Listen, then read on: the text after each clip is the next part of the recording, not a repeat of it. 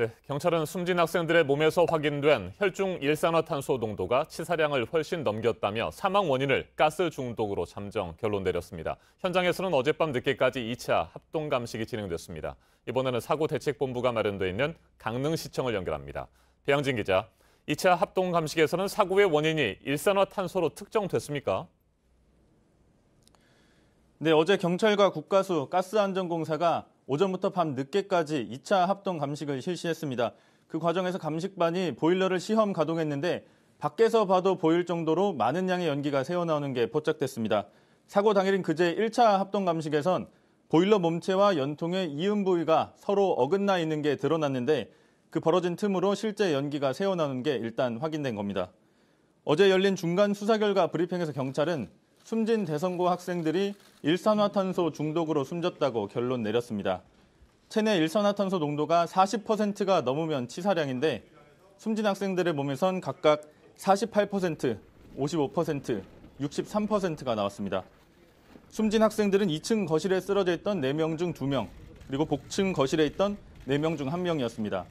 방 안에 있던 2명은 생존했는데 당시 방 문이 닫혀 있었던 만큼 배기가스에 그나마 덜 노출됐던 것으로 보입니다.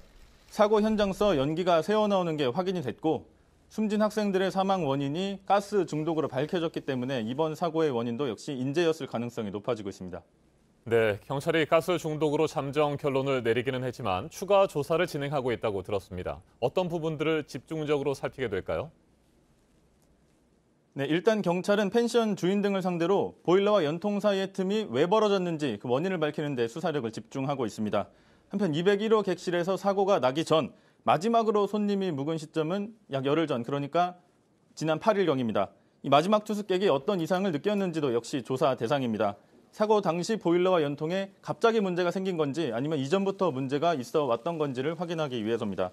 경찰은 어제 보일러 시험 가동 때 새어나온 배기가스 성분이 일산화탄소가 맞는지, 그리고 사고 당시 얼마나 오랫동안 가스가 새어나온 건지 등을 수사하고 있습니다.